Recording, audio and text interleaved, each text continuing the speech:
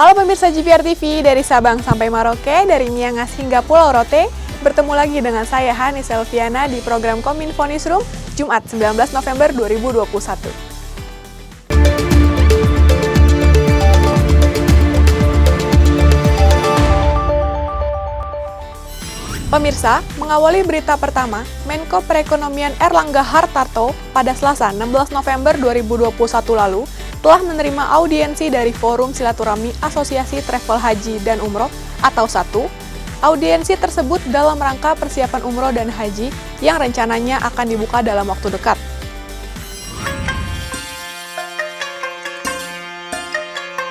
Menteri Perekonomian Erlangga Hartarto menyebut pemerintah Arab Saudi telah memberikan sinyal untuk membuka kembali bagi jamaah umroh dan haji ke Tanah Suci. Sebagaimana telah disampaikan pemerintah Arab Saudi kepada pemerintah Indonesia melalui nota diplomatik yang dikeluarkan pada 8 Oktober 2021 yang lalu.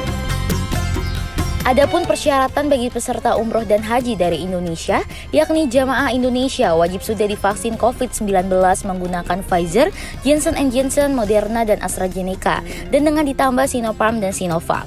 Khusus Sinopharm dan Sinovac, saat ini Arab Saudi juga mengizinkan dengan syarat tambahan vaksin booster. Di Indonesia sendiri, pemberian vaksin booster atau vaksin ketiga akan dipersiapkan kepada masyarakat non-tenaga kesehatan pada Januari 2022 mendatang. Saat ini, diplomasi terus dilakukan untuk memudahkan calon jemaah haji.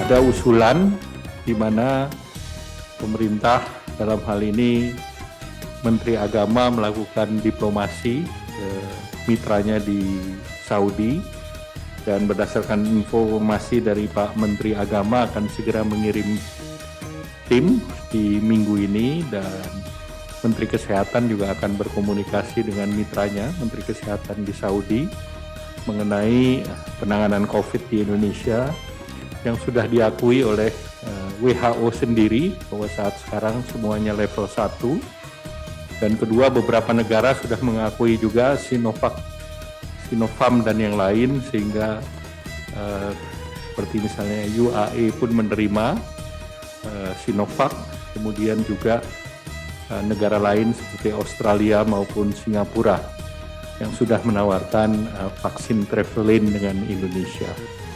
Nah, tentu dengan berbagai negara sudah mengakui dan juga tingkat penanganan COVID di Indonesia, diharapkan kegiatan umroh ini bisa segera kembali dinormalkan.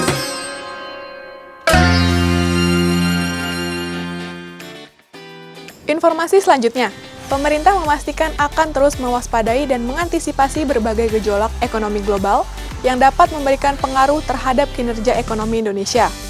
Hal ini menjadi pembahasan dalam sidang Kabinet Paripurna yang dilaksanakan pada Rabu 17 November 2021.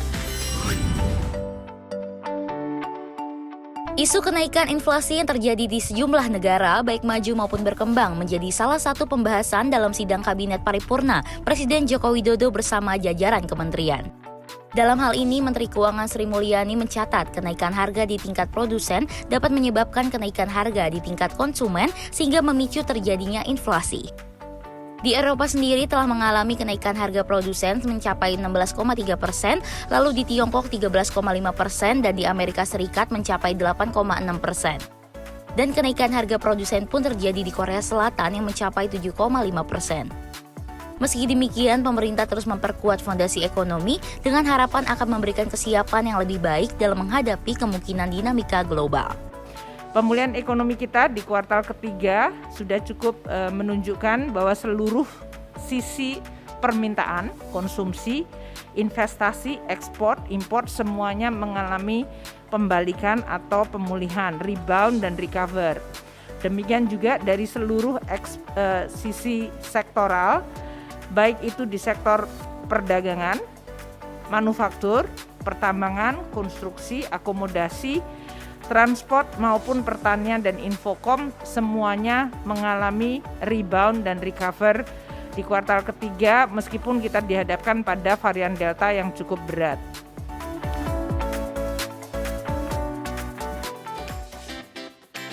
Dalam sidang Kabinet Paripurna, Presiden Joko Widodo juga menekankan APBN dan APBD tahun 2022 harus menjadi instrumen utama pendongkrak pertumbuhan ekonomi pada tahun depan.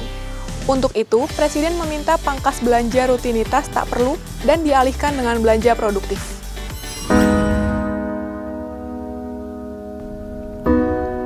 Dalam sidang Kabinet Paripurna bersama jajaran menteri dan kepala lembaga negara di kantor Presiden Jakarta, Rabu, 17 November 2021. Presiden Joko Widodo mengingatkan setiap anggaran negara, baik APBN dan APBD, dapat digunakan untuk memperkuat daya tahan ekonomi, serta mengakselerasi daya saing ekonomi, utamanya saing ekspor dan investasi. Selain itu, diperlukan penajaman dan efisiensi belanja dengan memangkas belanja rutinitas yang tidak perlu untuk segera dihilangkan dan digeser ke belanja yang bersifat produktif. Dan pastikan ini penting untuk 2022, awal 2022, Januari 2022, anggaran sudah bisa dieksekusi. Artinya di bulan-bulan ini kita akan mempersiapkan administrasi untuk agar di awal tahun, di bulan Januari itu sudah bisa dieksekusi. Dan kita harus menyiapkan lagi dasar untuk pelaksanaan itu.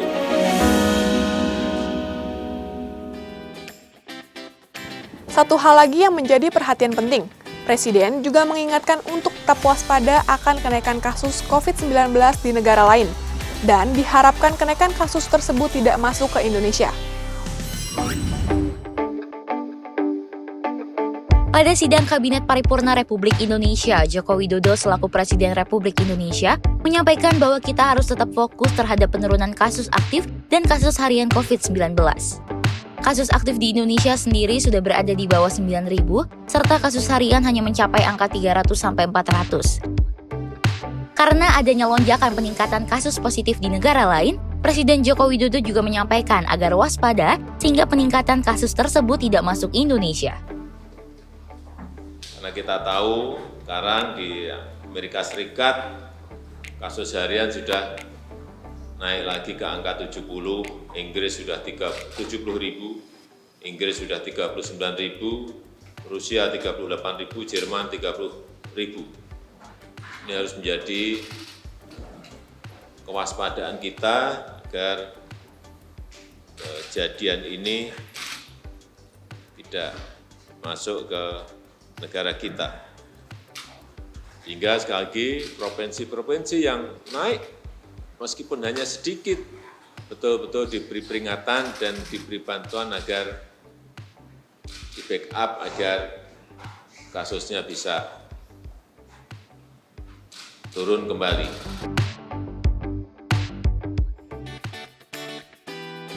Menutup informasi terakhir, dalam peresmian Jalan Tol Serang Panimbang, Presiden menegaskan infrastruktur merupakan fondasi bagi Indonesia untuk bersaing dengan negara-negara lain. Pembangunan jalan tol tersebut nantinya akan dilanjutkan dengan seksi 2 dan 3 yang tersambung hingga Panimbang.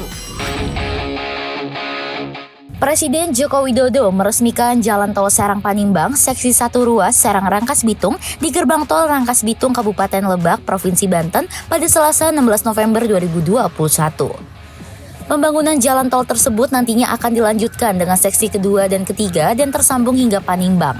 Untuk seksi kedua yaitu Rangkas Bitung Cileles sepanjang 24 km dan seksi ketiga Cileles Panimbang sepanjang 33 km. Dan Presiden berharap keseluruhan jalan tol tersebut akan selesai pada 2023 akhir. Tol tersebut juga akan memangkas waktu tempuh antara Jakarta ke Tanjung Lesung yang tadinya 4 hingga 5 jam menjadi maksimal 2 jam. Dalam peresmian ini, Presiden menegaskan bahwa infrastruktur adalah fondasi untuk bersaing dengan negara lain. Saya sampaikan, infrastruktur adalah fondasi bagi negara kita ini untuk bersaing dengan negara-negara lain. Artinya yang kita kejar adalah daya saing kita. Tidak mungkin sebuah negara bisa melampaui negara lain kalau indeks competitiveness-nya lebih rendah. Karena apapun tanpa infrastruktur, barang-barang yang ada ini akan menjadi harganya lebih tinggi. Itulah yang kita kejar. Itulah ragam informasi yang telah kami kemas untuk Anda. Dapatkan update berita pilihan setiap harinya di kanal GPR TV atau melalui sosial media gprtv.id. Saya, Hani Selviana pamit, sampai jumpa.